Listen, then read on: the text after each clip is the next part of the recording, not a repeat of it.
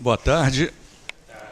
É um prazer estar aqui mais uma vez. Estive pela primeira vez em 2014, quando praticamente do início desse projeto, Seminário Sênior, e agora com a satisfação do convite para participar dessa jornada de hoje, tendo a satisfação de estar ao lado do nosso colega, professor Francisco Amaral.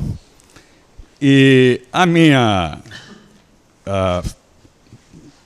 falação, a minha exposição, será sobre o tema que tem sido recorrente nos meus últimos trabalhos, que é a questão da biografia e autobiografias. No que se refere a biografias, eu tenho pelo menos 5 livros de personagens de diferentes campos da atividade humana, cultural, científica, política. E, no que diz respeito à autobiografia, eu tenho apenas um ensaio, uma autobiografia naturalmente não autorizada, de Ernesto Che Guevara, que é um texto que, inclusive, se encontra esgotado, senão eu até traria aqui. Bem, eu não vou falar sobre conceitos ou definição de biografias e autobiografias, porque eu acho que o tempo não iria permitir uma longa exposição sobre isso. Eu queria mais falar sobre motivações e sobre abordagens dessa linha de trabalho de pesquisa. Como todos sabem, a biografia ela tem pelo menos 2 tipos de motivação por parte do biógrafo. Em primeiro lugar, a motivação natural de identificar num personagem a possibilidade de síntese de uma época. Quando se fala, por exemplo, da Era Vargas, né, ninguém discute que entre os anos 30 e os anos 50, pelo menos, a referência mais destacada da vida política brasileira, mas não apenas da vida política brasileira, da vida cultural brasileira e de todas as ideias que circularam naquela época, tem muito a ver com a figura de Getúlio Vargas. Então, essa escolha recai normalmente em pessoas que sintetizam ou, na visão do biógrafo, são representativas de um tempo. É claro que há também aquelas motivações decorrentes de situações de crise, por exemplo, situações de instabilidade política, institucional, e que normalmente vêm à tona figuras de um passado recente ou remoto. Eu me lembro, por exemplo, de um jornalista do Le Monde que fez um levantamento das centenas de biografias produzidas na França sobre Napoleão Bonaparte. Eu disse centenas de biografias produzidas sobre um personagem chamado Napoleão Bonaparte. E ele percebeu que a maior parte dessas biografias ocorreram justamente em épocas de maior crise política, como, por exemplo, o período do entre-guerras, né? E mais recentemente, muitas delas surgiram após maio de 68. Né? Então, é interessante que, às vezes, a escolha recai sempre em personalidades que marcaram uma época, seja como salvadores da pátria ou como heróis nacionais e coisa que o vale. Evidentemente que essas escolhas movidas por simpatias, elas, às vezes, acarretam o que se convenciona chamar de agiografias. Você acaba santificando um personagem, elevando-o à categoria de um personagem, digamos assim, despido de qualquer tipo de críticas possíveis. Né? Esse escorregão, do ponto de vista geográfico, digamos assim, por vezes acontece, e normalmente acontece, em razão justamente da afinidade, da empatia que o indivíduo exerce sobre o biógrafo. Agora, no caso das autobiografias, as motivações têm muito a ver com o valor de um depoimento histórico. Né? Esse depoimento ele pode ser um registro de determinados momentos ou episódios importantes da vida política, cultural, artística, etc. Ou pode também ser uma autobiografia que se costuma chamar de autobiografia partizã ou militante. Quer dizer, aquele indivíduo que exerceu um papel destacado no processo político da sua região, do seu país, não é? Quer dizer, se empenhou no sentido de influir com as suas ideias, ou participar, literalmente, de movimentos organizados voltados para determinados projetos políticos, e, a partir daí, há, por interesse próprio do autobiógrafo, a necessidade de registrar essa sua experiência, essa sua trajetória. Talvez o exemplo mais amplo e significativo é o livro de Pablo Neruda, Confesso que Vivi, porque é um retrato do Chile de uma época que antecedeu e que, ao mesmo tempo, se deu próximo ao golpe de Estado do Pinochet, que marcou tanto, não só a vida chilena, como a vida da América Latina, já que foi no Chile o primeiro experimento da adoção de políticas neoliberais na América Latina. Essa coisa que está chegando ao Brasil e que se iniciou em 75, lá no Chile. Então, as motivações são múltiplas, eu apenas registrei algumas, para passar imediatamente para as abordagens, na medida em que o nosso tempo também é relativamente curto. No que diz respeito às abordagens, você tem também a possibilidade de ter dois planos indicativos para a elaboração de uma biografia. O primeiro plano é aquele também mais genérico e mais comum. É quando você destaca uma pessoa para ser a referência de um tempo histórico. Não necessariamente a síntese, como eu estava dizendo anteriormente, mas a referência. Quando você vai analisar um determinado período histórico, você pode, tanto na vertente filosófica, como na vertente científica, política, ideológica ou cultural, ou artística, encontrar alguém que possa ser uma referência para a compreensão daqueles momentos que interessam o conhecimento de quem vai desenvolver um personagem. Agora, existe também, como registra Érico Hobsbawm, historiador, que esse ano, aliás, faria 100 anos, ele morreu há 3 anos atrás. Hobsbawm, que foi um historiador marcante no século XX e no início agora do século XXI, diz que é possível trabalhar a partir de uma pessoa comum um tempo ou uma situação histórica. Não é? De que modo isso pode acontecer? Aí eu me lembrei do historiador Carlo Ginzburg, no Queijo e os Vermes, em que ele analisa o personagem Menóquio, personagem síntese, no período inquisitorial. Não é? Quer dizer, a partir de uma pessoa comum que o fato de ser comum significa que não seja importante, porque o próprio Hobsbawm diz que uma pessoa comum é uma pessoa extraordinária, no sentido de que ela não se transmuda, ela é o que é.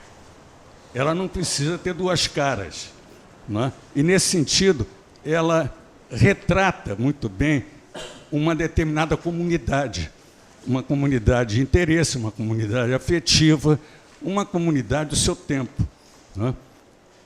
Então, é uma via possível encontrar-se, através de uma determinada situação histórica, por intermédio de uma pessoa comum, a compreensão daquela época. Eu diria que essas duas vias não são excludentes. Você pode ter, por exemplo, um personagem como Nelson Mandela, que é uma pessoa comum, ou foi uma pessoa comum, né, no tempo da resistência à política do apartheid na África do Sul, e se tornar também uma figura símbolo e síntese de uma época. Quer dizer, há possibilidade, portanto, de se conjugar na simplicidade de uma pessoa e na importância de uma segunda possibilidade, um segundo plano de compreensão, numa só pessoa, essas duas condições, não é? Eu diria que as abordagens relativas à biografia, elas se ampliaram de tal maneira que o exemplo talvez mais significativo seja, ou tenha sido, o livro da antropóloga Lilia Schwartz e da historiadora Heloísa Starling, Brasil, uma biografia, em que ambas retratam o Brasil, não é, como se fora um personagem biográfico, com todas as suas contradições, com todas as suas impossibilidades, às vezes, de realização plena da perspectiva do seu povo, em razão de obstáculos que, historicamente, nunca foram definitivamente removidos da nossa realidade, mas a trajetória desse personagem Brasil nos diz muito interesse e nos diz também muito sobre quem são os brasileiros, na sua diversidade, também na sua simplicidade e na sua complexidade.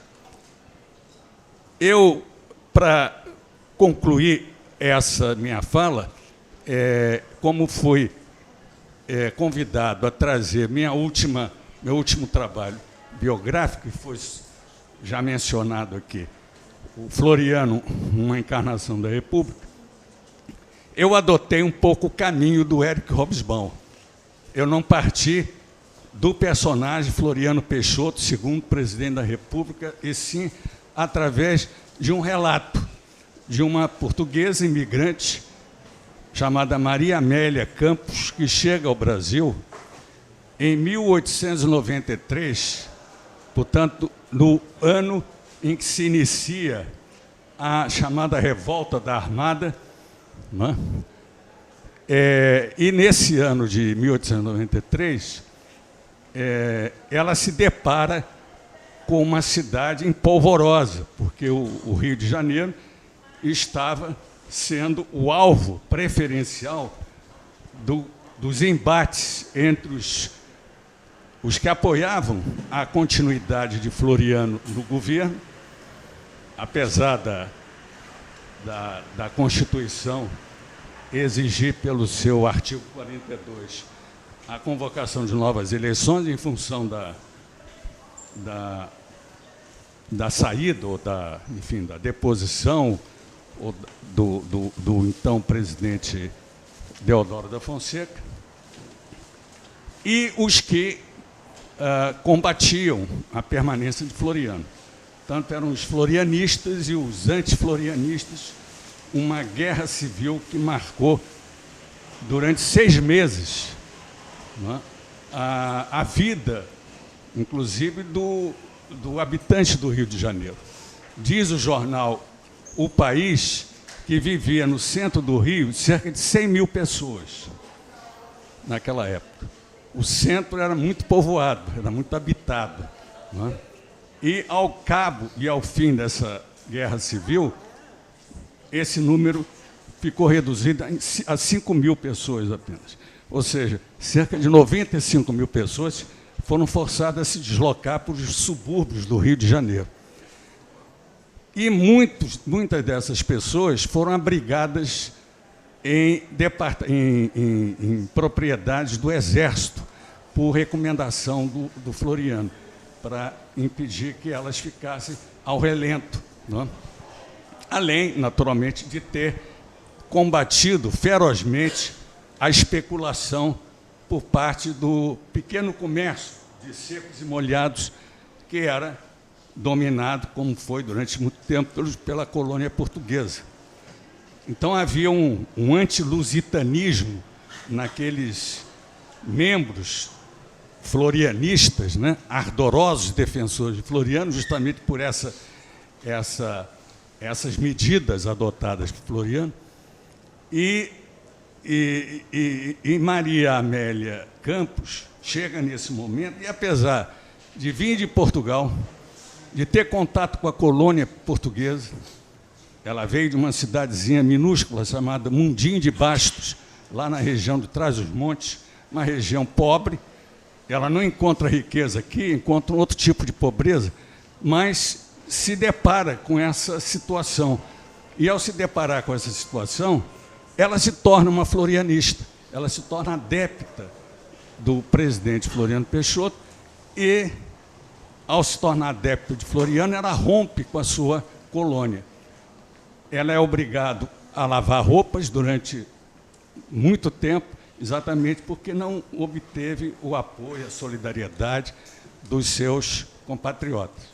Então, isso, através de uma personagem isolada, você pode entender por que surgiu no Brasil, logo no limiar da República, o primeiro movimento significativo em torno de um personagem político, porque depois vieram o getulismo e outras manifestações favoráveis a grandes lideranças políticas nacionais, mas a primeira delas se deu ainda no final do século XIX, em torno de um personagem altamente, digamos assim, ambíguo, não é? E polêmico, não é? Porque, tanto do ponto de vista jurídico, político e jurídico, há sempre aquela controvérsia, não é? Dele nunca ter convocado eleições para, embora, não é, Campos Salles, interessado pela oligarquia paulista em fazer um acordo com o Floriano, tivesse chamado a atenção que o que valia não era o artigo 42, assim, o artigo 47, que falava da eleição presidencial, e essa eleição presidencial deveria ter o voto do povo. E em 91, o voto foi indireto, porque foi eleito, tanto Deodoro como Floriano, pelos constituintes. Então, deveria valer apenas a partir da eleição de 1894. Mas isso é uma outra discussão.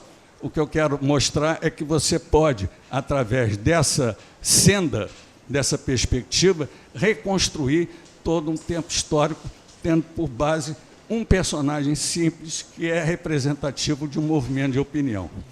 Eu agradeço a atenção de todos, que o tempo ali parece que já se esgotou, e obrigado.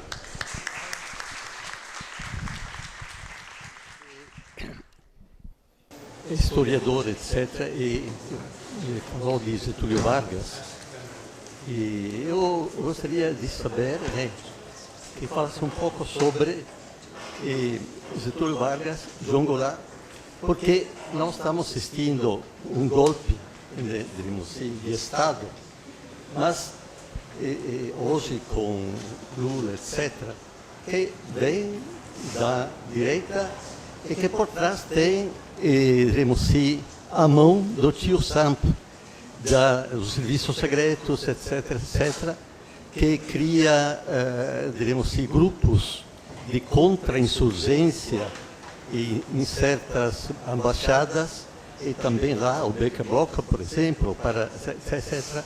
Agora, o Vargas, justamente, né, somos na época do nacionalismo, bem a época do nacionalismo, fase estatais, se começa justamente a indústria, e logo vem toda uma série de golpes, e o golpe militar, justamente sponsorizado pelos Estados Unidos, etc. Agora, o Vargas, a certo ponto, tem certos momentos que ele pega autoritariamente o poder, mas, por outro lado, ele fez muitas grandes coisas. A Petrobras, não obstante, ele se vê ameaçado, etc., e se suicida. Então, eu gostaria.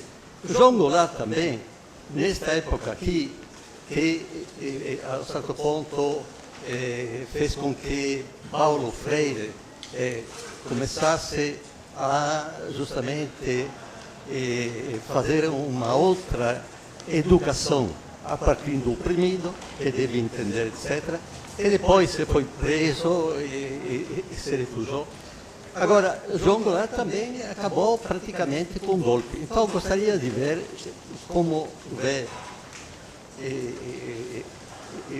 os golpes do passado e os golpes do presente. Eventualmente, aquele, não somente, aquele também dos juízes. Por exemplo, tem um jurista italiano, Luigi Ferraioli, que reuniu, um grande jurista, que reuniu muitas pessoas na Itália, e que mostrou que este juiz Sérgio Moro caiu em certos erros que não pode fazer um juiz dentro das constituições. Né? Então, eu gostaria de ver, pelo menos, que dissesse alguma coisa sobre isso, do seu ponto de vista como historiador. Eu tenho meia hora para falar?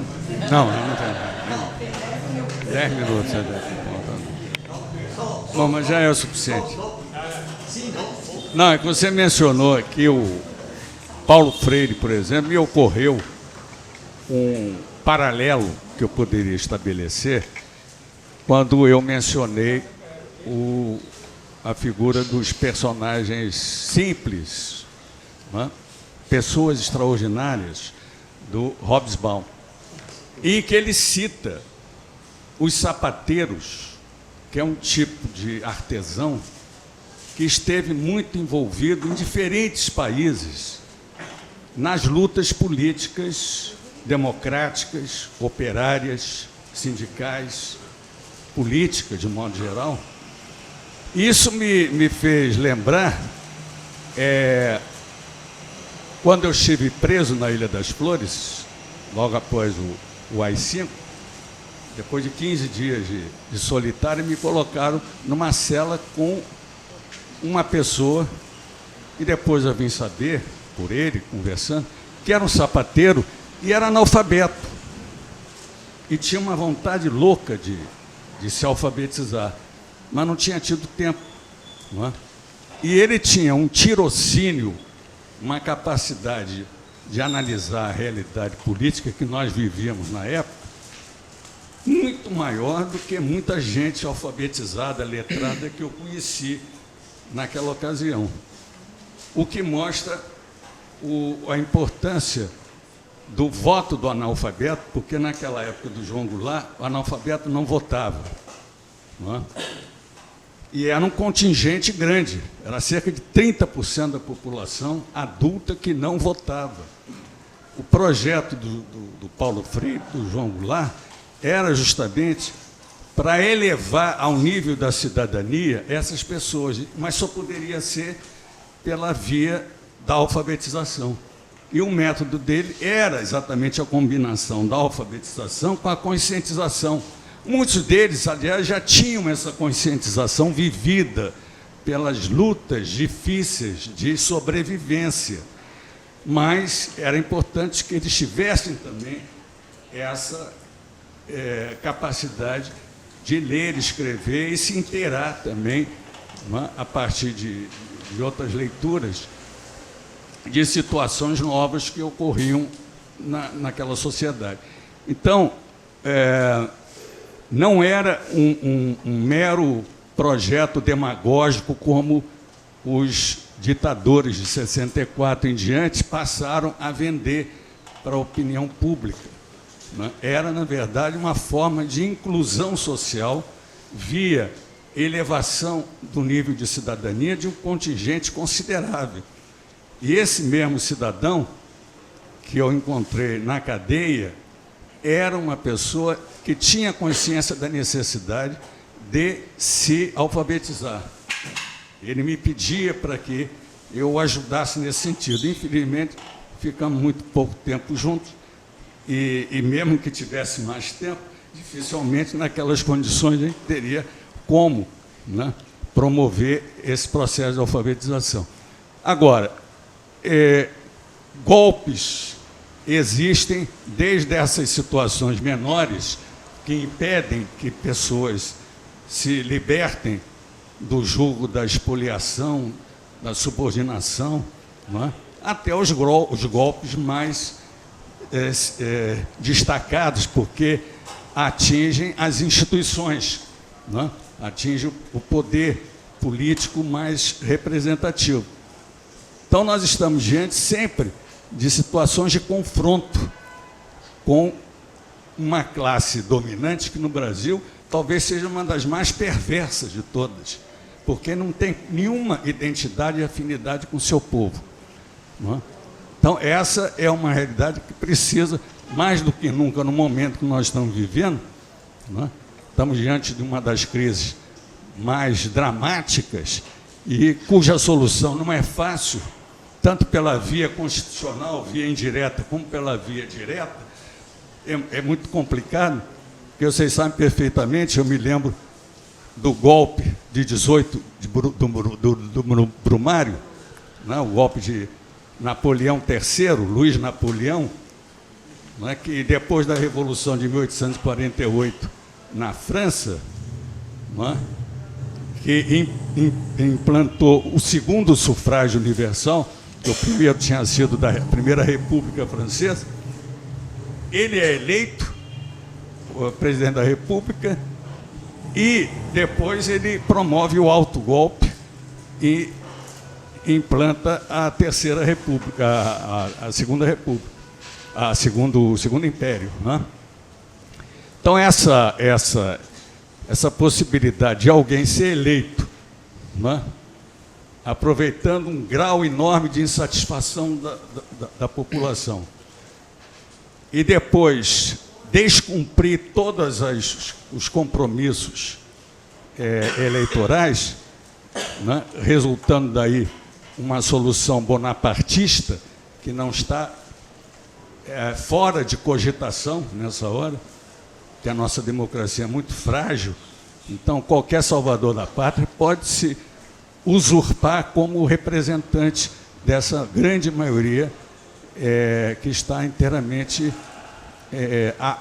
afastada ou desiludida com a política, como se a política fosse um mal de toda essa realidade, né? E não determinadas figuras e grupos sociais e políticos que estão intimamente ligados aos interesses, né, dos grandes financistas, dos grandes rentistas, enfim, do grande capital internacional.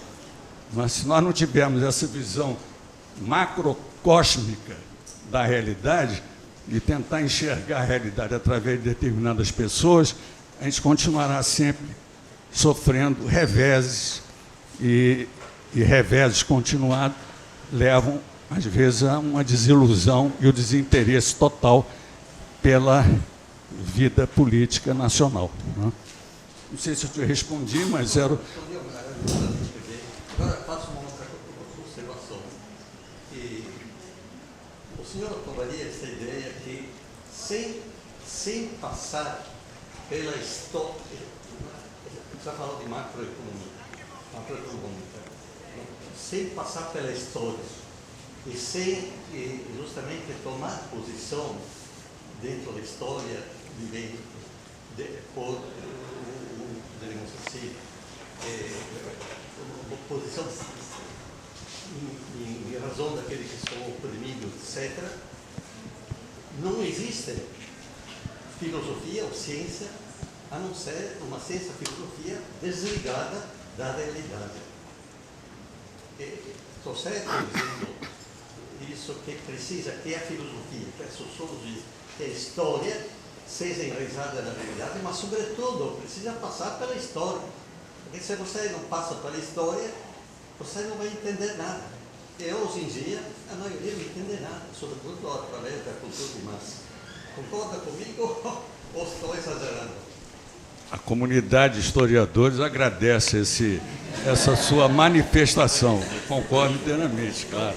E aí a gente, então, agora agradece a participação do professor de Companhia.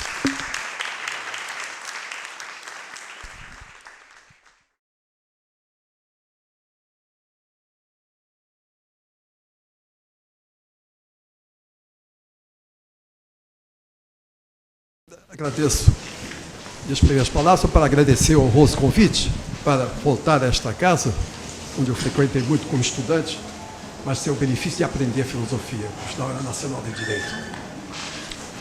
A todos os títulos, de grande mérito essa iniciativa da professora Sara de realizar este seminário, e melhor ainda, quando, como eu vejo aqui, se destina a homenagear os antigos professores, no caso nós. Isso já demonstra por si só o espírito da universidade, isto é, de cultivar as tradições e as ideias dos antigos professores que passaram por aqui. Devo confessar-lhes que a minha perspectiva de um modesto professor de Direito Civil, e esse Direito Civil está muito ligado à biografia, porque a vida de uma pessoa está regulamentada, protegida no Código Civil desde o nascimento, não, desde a concepção até a morte. De modo que história e direito são ciências ou conhecimentos, eu diria, práticas muito próximas. Nós, na área do direito, ganhamos muito em cultivar a história, porque ela nos ensina como nós fomos e como nós somos hoje. Nós ainda cultivamos o espírito grego. 4/5 do nosso Código Civil é de direito romano, de modo que os senhores compreendem a importância da história para um modesto professor de direito civil. O tema que eu propus conversar com os meus colegas tem o subtítulo Paradigma Epistemológico da Complexidade. Parece difícil e é, tanto que vou ter que ser bem preciso, objetivo e conciso. Nós hoje tivemos um conflito entre o nosso pensamento forjado no chamado paradigma da simplicidade ou da modernidade e a atual situação da ciência, que parece configurar um novo paradigma, que eu chamaria de complexidade. Eu pretendia chegar mais cedo porque eu queria assistir as palestras da professora Maria do Carmo, do Lino Pegoraro e José Silveira, para aprender um pouco, principalmente de história. Mas fiquei preso no trânsito, essas contingências da vida humana. Nós entendemos que o paradigma, mais que um modelo, é uma matriz, uma perspectiva pela qual nós analisamos ou estudamos ou estruturamos um determinado ramo de conhecimento. Quando nós elegemos, fazemos uma referência ao paradigma da complexidade, nós temos de partir do paradigma da simplicidade, para mostrar qual é a diferença. Pelas circunstâncias históricas, nós no Brasil, o nosso conhecimento, a nossa cultura, permanece integrada no pensamento ocidental, na cultura ocidental. Nós cultivamos o pensamento grego, nós respeitamos o direito romano, depois fomos influenciados pelo cristianismo, direito canônico, direito medieval, direito francês, direito alemão, direito português. Então nós somos os continuadores de um pensamento ocidental, que tem as suas características específicas do pensamento oriental. E por que eu te digo isso? Para constatar que é muito difícil no Brasil, por ser uma cultura, um país periférico, desenvolver, pelo menos na área do direito, devo falar de outras áreas, mas é muito difícil nós desenvolvermos uma teoria autônoma, própria, porque vivemos alimentados pelo pensamento, pela teoria pelas opiniões de eminentes mestres portugueses, franceses, espanhóis, franceses e alemães. Vi outro dia uma referência de um notável professor de filosofia italiano, com quem eu relaciono, que disse uma coisa que eu nunca tinha ouvido, que não existem filosofias territoriais, não existe uma filosofia francesa, uma filosofia alemã, uma filosofia espanhola. Existe uma filosofia europeia, que teria começado na Itália, não na Itália de hoje, mas no século XV, com o humanismo, Dante, Boccaccio, Petrarca, e que depois, em virtude de contingências regionais, se teria transformado talvez num pensamento autônomo alemão, uma filosofia alemã, ou uma filosofia francesa, que sempre foram os dois grandes barcos que orientaram o nosso pensamento jurídico. Ora, é precisamente desses autores franceses, alemães, italianos, a Itália hoje tem uma grande cultura filosófica, que surgiu essa distinção entre a modernidade, com a sua simplicidade, e a atualidade com a sua complexidade. Por que simplicidade? Porque na época da modernidade nós tínhamos, primeiro, o culto exagerado da razão absoluta, que levava aquele pensamento ao raciocínio indutivo ou dedutivo. Isso, para nós no direito, é muito importante, sempre cultivamos, devagar e atrasados, sempre cultivamos o método dedutivo. Se é A, a solução é B. Se alguém praticou um crime, se encaixa esse ato no dispositivo do código, e a consequência já está no próprio código. Isso era perfeito há 200 anos. Mas, pessoal, hoje, a vida diária tão complexa, nós estamos vendo no dia a dia, que nós não podemos mais adotar um raciocínio simples, logo dedutivo, porque aquilo que acontece no dia a dia já não se encaixa nos nossos códigos, foram feitos com o espírito de 200 anos atrás. Me recordo, quando eu estudava na faculdade, a família é constituída pelo casamento ou pela relação de parentesco. Hoje em dia, não é necessário casamento para que haja uma família. Vi outro dia uma definição de um colega meu brilhante, que diz que família é um conjunto de pessoas ligadas pelo amor. E daí? E mesmo três pessoas que se amam, formam uma família. Antigamente nós cultivávamos a diferença entre filhos legítimos e ilegítimos, acho que não existe nada disso. Hoje se compara a chamada união estável ao casamento para fim de partilha de bens. Hoje se admite casamento de pessoas do mesmo sexo. Quando eu estava estudando na nossa Faculdade Nacional de Direito, que vinha aqui à faculdade, vi um caso de um indivíduo que pediu ao juiz para casar com seu companheiro, 2 homens. O juiz interferiu. Isso é impossível. Houve um recurso para o tribunal que disse: isso é impossível. O advogado disse: mas não está previsto na lei essa impossibilidade. E os desembargadores disseram: mas não precisa. Porque desde os romanos, desde os gregos, só casam pessoas de sexos diferentes. Hoje em dia, essa resposta não tem valor nenhum, porque as pessoas do mesmo sexo podem casar. Falamos muito em biografias. Quando estava defendendo a biografia do Brasil, a biografia tem sido um tema extremamente enriquecedor para os escritórios de advocacia. Por quê? Porque se o biografado ou a família do biografado não aceita o que diz uma biografia, nós temos uma disputa judicial. Porque na Constituição existem 2 princípios fundamentais: o princípio da liberdade da expressão e outro princípio, que é a necessidade de resguardar o direito à intimidade. As pessoas que acompanham pelos jornais sabem que várias biografias já foram objeto de discussão judicial em virtude de, a priori, conflitarem os interesses da vida íntima do biografado com a sua família.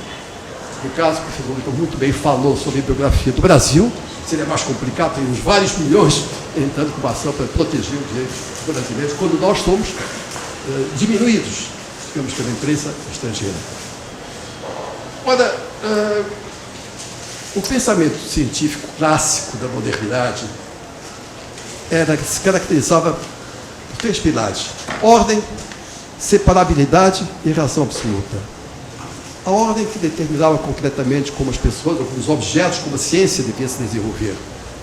A separabilidade, que dizia, já Descartes reclamava disso, que dizia que o conhecimento pressupõe conhecimento de partes do objeto. Isso nos leva à chamada especialização técnica ou tecnológica.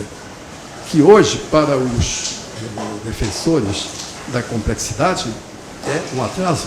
Nós temos pessoas que cada vez mais se especializam e se aprofundam em um determinado ramo de conhecimento e cada vez é maior o seu desconhecimento da totalidade do conhecimento.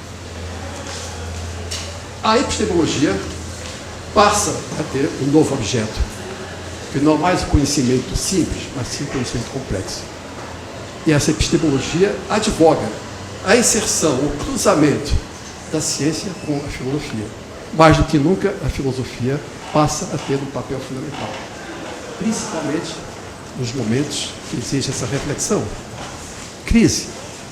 O Brasil hoje, que atravessa uma grande crise, como já foi aqui repreendido, exige uma reflexão filosófica. Ninguém melhor que os que frequentam os centros da filosofia podem contribuir para essa reflexão. Porque é uma reflexão crítica que vai aos fundamentos do problema, não fica na superficialidade. Ora, se nós verificamos que no século XX existem vários movimentos que nós podemos chamar de revoluções científicas, como a termodinâmica, a física quântica, a cosmofísica, que trazem incertezas. E essas incertezas, tendo por objeto o ser humano, passam a criar notáveis desafios para uma reflexão que vai bater no direito. Mas o direito, para se desenvolver, para se realizar, precisa ter um fundamento filosófico. A complexidade prega a impossibilidade de se reduzir algo a termos lineares, homogêneos. Passa a ser uma prevenção contra a simplificação e a conduta apressada. Surge a conveniência ou a necessidade de nós aproximarmos a cultura científica com a cultura humanística. Nós vemos, e aí me permito mais uma vez pedir vênia pela referência que eu faço sempre ao direito, que é a nossa ordem jurídica. Desde que nós nascemos, pessoal, talvez desde que nós fomos concebidos, que o ser humano obedece a uma ordem. Primeiro, a ordem orgânica do corpo da sua mãe. Segundo, a ordem familiar. Terceiro, a ordem social, quando o jovem começa a participar de grupos, e o jovem encontra no grupo mais compreensão e mais disciplina do que encontra na sua família. Depois a ordem política, depois a ordem jurídica, e até para morrer nós temos de obedecer a certa ordem. Nós vamos ser enterrados de acordo com certa ordem. De modo que a ordem é uma constante na nossa vida. Essa ordem sofre, evidentemente, a influência de fatores políticos, sociais, e surge, essa questão dos fatores, um novo complicador, que é a chamada revolução sistêmica. A partir dessa revolução científica que eu lhes falei, surgem vários sistemas que são necessariamente aproximáveis e conjugáveis. Nós temos, por exemplo, e antes de dar o exemplo, chamar a atenção para o fato de que o sistema pressupõe que o seu estudo atende para as suas diversas partes. Nós temos, por exemplo, a ecologia, que reúne várias disciplinas. Nós temos a bioética, o professor Violino, agora me corrija, por favor, que envolve vários saberes. Não se pode analisar uma questão da bioética, uma questão da termodinâmica, uma questão da ecologia, se nós tivermos apenas uma perspectiva. Quando no outro dia foi noticiado que aquela passadeira que caiu da estrada que vai para São Conrado, os técnicos que construíram aquela passagem disseram: não, nós respeitamos as questões técnicas. Mas vieram outros técnicos e disseram: mas vocês não podiam se limitar à questão técnica, vocês tinham que se preocupar com a questão temporal, prever a possibilidade de ondas mais altas que aquelas que, na verdade, diariamente foram constatadas. Ora, se verifica que, hoje em dia, qualquer problema de natureza científica, natureza política, natureza sociológica, não permite apenas uma abordagem. Nós estamos na era da complexidade. E no nosso campo do direito, surge uma, eu digo no nosso campo, não tenho conhecimento nem autoridade para falar dos demais campos, mas no campo do direito há uma inversão do nosso pensamento. Antigamente, se pensava e se falava em aplicar a lei. Se partia da regra jurídica para o caso particular. Se encaixava o caso particular nos artigos da Constituição, como o professor também falou. Hoje em dia, a vida contemporânea é tão difícil, tão complexa, que nós temos que partir não da lei, mas dos casos da vida concreta. A lei diz que um jovem, aos 16 anos, se torna relativamente capaz, quase capaz, e que aos 18 anos se torna plenamente capaz, pode praticar qualquer ato jurídico. Se o indivíduo, com 15 anos, 11 meses, praticar um delito, ele fica protegido de uma forma diferente do que se já tivesse 16 anos, que seria preso. A lei não pode ser aplicada tão facilmente, porque nós encontramos garotas hoje de 11, 12 anos, que são verdadeiras donas de casa, que ficam tomando conta da sua casa enquanto a sua mãe faxineira vai trabalhar, comprando, vendendo, alugando, hipotecando, garotas de 12, 13 anos. Nós temos jovens de 15 anos que estão nas esquinas fazendo malabarismo e conseguindo dinheiro para aumentar a renda familiar. São garotos de 15 anos. Em contrapartida, nós temos muitos homens de 25 anos que são completamente loucos, irresponsáveis. O que se pretende afirmar com isso é que a vida é tão complexa que a própria ciência, a própria filosofia, tem de desenvolver um novo pensamento, uma nova matriz, que é o que nós chamamos de paradigma da complexidade.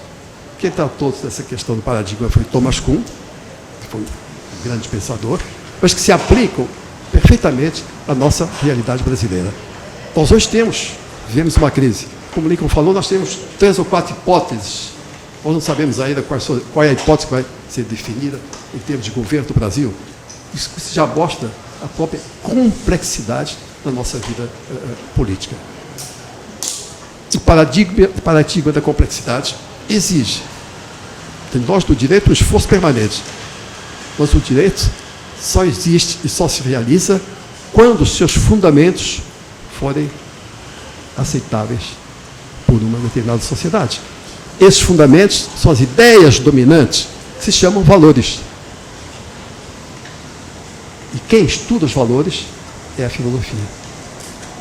Na época da modernidade, 200 anos atrás, do paradigma da simplicidade, o valor dominante da ordem jurídica era a segurança. A segurança determinava tudo.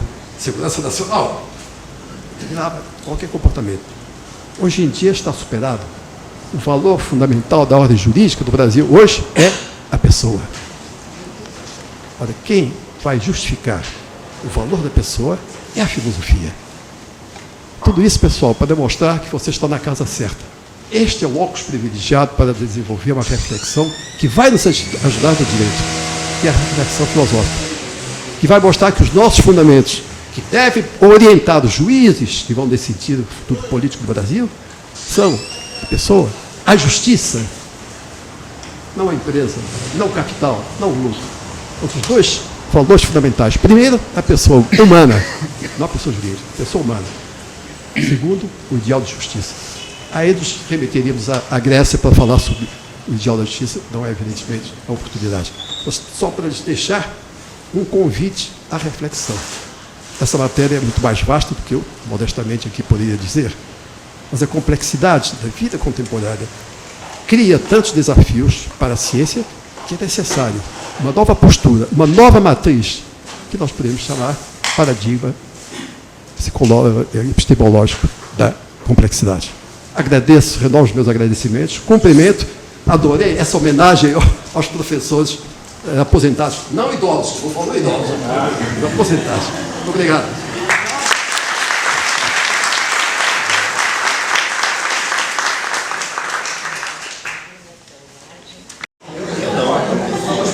Mais o senhor falando. Meu nome é João Luiz, sou da área de filosofia. Né? Então, quando eu falo de paradigma da complexidade, né, naturalmente o setor. Eu falo assim, que nesse momento de crise exige uma reflexão filosófica. O setor Thomas Kuhn, a bioética, né, eu citaria também, eu gostaria que você comentasse mais sobre isso, e também me provasse como que, por exemplo, a filosofia do direito, O biodireito, dentro da bioética, pode lançar luzes, né, para entender as complexidades, as transformações da vida atual. Como o senhor mesmo falou, né, está se partindo hoje do caso concreto para se mudar a norma. Né? Então, isso é uma mudança de paradigma, até onde eu entendo. Né? Então, eu gostaria que o senhor falasse mais sobre isso. Existe uma flagrante descontinuidade histórica. O modelo científico, a matriz que orientava o nosso pensamento há 200 anos, o nosso não, o pessoal que morou há 200 anos aí, era tipicamente um modelo simplista. Dominava a razão absoluta que permitia esse raciocínio lógico-dedutivo. Se é A, deve ser B. A lógica se cultivava com maior empenho. Hoje em dia, se verifica que as condições atuais da vida não mais podem ser submetidas àquela maneira de pensar. Nós hoje, com o progresso científico, com a engenharia genética, com a termodinâmica, com a informática, pessoal, os meios de comunicação, isso cria uma velocidade na vida que os problemas de antigamente, hoje em dia, são impossíveis. Não existem. Existem outros problemas muito maiores. Ora, as matrizes, as ideias básicas que orientavam o nosso raciocínio, da razão absoluta, por hipótese, o raciocínio lógico-dedutivo, hoje não resolve mais. Então nós temos notáveis pensadores que dizem, não, pessoal, nós não podemos partir da norma jurídica, nós temos que partir do problema jurídico. Por exemplo, nós hoje temos um problema jurídico no Brasil, da natureza política. Não adianta partir da Constituição, nós temos que partir da realidade prática. Os jornais falam em 3 ou 4 hipóteses. Então, as pessoas que detêm o poder de decidir, em primeiro lugar, o Tribunal Superior, em segundo lugar, o Parlamento, vai ter de discutir, ponderar qual é a melhor solução. Esta eleição, um ditador chama os militares, ou pede auxílio ao Trump, aqui, qualquer coisa. Mas tem de repartir não da Constituição em si, mas da realidade concreta. Quando eu falo do problema político, eu falo do problema, posso falar do problema doméstico? Quando um de nós é mandado embora, nós não temos dinheiro para pagar as contas, a dona da casa, a mulher, que é a grande cabeça do lar, senta e diz, bom, vamos racionalizar. O problema é esse, nós temos dinheiro para isso, mas não temos dinheiro para aquilo. Isto é, a vida concreta é que orienta o nosso raciocínio, o nosso pensamento. A própria filosofia está dando, filosofia do direito, claro, dando vazão, não a uma filosofia teórica, mas chamada filosofia prática. Há uma renovação, até aristotélica, para dizer que o importante é a filosofia prática. Nós estamos partindo das realidades concretas, não das teorias que foram criadas no século passado. Ora, aí está a chamada inversão ou a mudança de paradigmas. Da simplicidade típica da modernidade, e essa simplicidade, essa modernidade começou a ser criticada pelos críticos norte-americanos na área da literatura, isso na década de 40, 50, depois se expandiu para as diversas áreas. Então temos de partir não para a teoria, mas para o problema concreto. Essa é a grande mudança e a dificuldade que a nós se apresenta. Não adianta nós ficarmos filosofando em termos, mas temos que voltar à filosofia prática, cunho aristotélico, porque é da prática que parte o raciocínio. Daí se falar no direito que o paradigma do paradigma do raciocínio problemático. Nada de novo. Chaim Pelman, na Bélgica, isso há 20 ou 30 anos, que apresentou pela primeira vez essa questão do raciocínio problemático. Nós temos um grande jurista norte-americano, Dworkin, que há cerca de 20 anos começou a defender a tese que acima das regras jurídicas está a ética, ou melhor, a moral. Ele teve um problema concreto lá nos Estados Unidos, em que um neto provocou a morte do seu avô para receber a herança do seu avô. Mas não ficou provado que ele tinha... Para os tribunais, o que interessou foi que morreu uma pessoa que era um milionário. Quem eram os herdeiros? Um único só, o neto. a herança ia para o neto. Aí o juiz verificou, espera aí. Na forma da lei, essa herança deve ir para o neto. Mas, se está provado que esse neto contribuiu para a morte do avô, será justo, será moral que a gente aceite a transferência dessa herança para o neto? É jurídico, está na lei. Mas será moral isso? Será ético? Então começou, nos tribunais norte-americanos, o predomínio da ética sobre a ordem jurídica. Isso é uma inversão total. Partiu-se da vida prática para se chegar, para se construir uma solução jurídica. De modo que o que eu me permito dizer é que a razão teórica deu lugar à razão prática. A razão absoluta deu lugar ao problema. A filosofia prática hoje passa a comandar a nossa atividade, principalmente no campo do direito. Professor, eu achei interessante, e vou me deter na pergunta para o senhor, quando o senhor aborda a questão da segurança, que não é mais um valor social, e o valor social é o humano, é o homem, é a pessoa. Nesse sentido, hoje nós estamos vivendo um momento político no Brasil que um instrumento máximo que regula a segurança social do país é a Constituição Federal Brasileira. E nós estamos num momento agora de transição, de uma possível mudança na presidência da República, em que nós não temos certeza de que se esse instrumento será aplicado. Ora tem dúvida se haverá eleição esse ano, ora se tem dúvida se é o vice-presidente se é o presidente da Câmara que vai ser conduzido, caso haja uma renúncia ou um impeachment, né? Então, o senhor me induz a refletir que até mesmo sobre a Constituição brasileira, nós não temos mais segurança completa de sua aplicação. Esse é um ponto que eu saio refletindo daqui hoje. Agora, a pergunta que eu queria dirigir ao senhor exatamente é que o senhor, ainda na Constituição brasileira, o senhor diz que a Constituição brasileira garante o direito da intimidade e o outro é...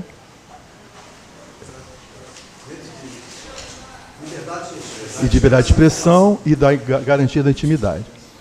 Hoje nós vemos que com o advento da internet, das redes sociais, surge uma nova característica na população, no homem, que é a intimidade. As pessoas, nós hoje fazemos questão de colocar para fora, na rua, em qualquer lugar. Nós falamos no celular alto, em qualquer lugar, sobre a nossa família, sobre a nossa vida particular e pessoal. Nos bares e restaurantes, as pessoas contam a vida ao lado. Se sentar para fazer uma refeição numa praça de alimentação, num shopping, e sentar ao lado de determinados casais, ou mesmo mocinhas, jovens, então, é possível saber da vida deles ali e fazer um trabalho jornalístico e sair dali e publicar. Então, hoje, o valor não é mais a intimidade. Hoje é a extimidade, né? Então, eu queria saber se o senhor poderia trazer mais alguma contribuição nesse sentido para a gente. Obrigado. Bom, a partir do valor da pessoa humana, há dois aspectos. A pessoa humana tem direito a resguardar a sua intimidade. Em segundo lugar, a pessoa humana tem direito de exprimir, tem liberdade de expressão, de informação. Isso se aplica basicamente às pessoas humanas que se dedicam ao jornalismo, aos jornalistas. O que vai predominar num determinado caso, só o juiz vai decidir. A hipótese é que a minha intimidade tem mais valor do que o seu direito ou a sua liberdade de expressão. E há casos, que tem sido a maioria, em que o juiz garante ao jornalista o direito de publicar uma biografia, porque acha que o direito à informação, a liberdade de expressão que está na Constituição, nesse caso, é superior ao direito que eu tenho de preservar a minha intimidade. Claro que essas questões são complexas. Em primeiro lugar, evidentemente é uma opinião pessoal, nós discutimos pouco um dos maiores problemas que existe no Brasil, que é a educação. Em 1942, houve um manifesto da Escola Nova em São Paulo, com Lourenço Filho, Cecília Meirelles, Mário Andrade, Anísio Teixeira e outros, em que diziam que no Brasil, daquela época, o problema mais significativo era a educação, acima do desenvolvimento. Os governos seguintes fizeram exatamente o contrário. Preocupação com o desenvolvimento e a educação é o que nós estamos vendo hoje. Então, há uma questão desse. Por que eu falo da educação? É porque para a gente opinar, para a gente julgar o juiz, para a gente difundir notícias, nós precisamos conhecer. E para nós conhecermos, nós temos que ter uma educação básica. É importante. Esses garotos, esses pivetes que estão morrendo hoje, assaltando 15, 16 anos, foram garotos que, quando nasceram, não tinham pai, não tinham mãe, eram criados na rua. Então, a consciência deles, os valores que eles têm são completamente diferentes dos nossos.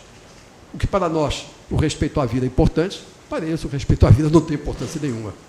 É muito mais perigoso ser assaltado por um garoto de 15 anos que por um homem de 25 ou 30 anos. É o que dizem as estimativas. De modo que há essa questão da educação. E um outro problema é que nós fomos vítimas, e aí a opinião não é minha, mas é de um grande cineasta italiano, que há 30 anos atrás, ele dizia que a sociedade italiana era vítima da sociedade de consumo. Eu não entendia porque ele se queixava. A sociedade de consumo é tão gostoso, tão bom, todo mundo tem seu celular, faz o que quer, veste como... Acontece que nós também somos vítimas da sociedade de consumo. E esses dois ingredientes, a falta de educação, mais a necessidade de satisfazer os desejos provocados pela sociedade de consumo, basta a gente olhar a televisão, provocam determinadas influências que nos impedem de um raciocínio claro. Nós somos vítimas da liberdade de expressão, nesse caso, e o nosso pensamento íntimo, às vezes, fica em posição secundária. De modo que essas circunstâncias todas, particularmente um país periférico como o Brasil, cria muitas dificuldades, aquilo que eu chamo de filosofia prática, reflexão prática, porque existem obstáculos sociais que nos impedem de ter uma clara consciência desse problema. Era isso que eu podia dizer. Não sei se compliquei a sua ideia. Então, agora a gente está encerrada essa segunda mesa.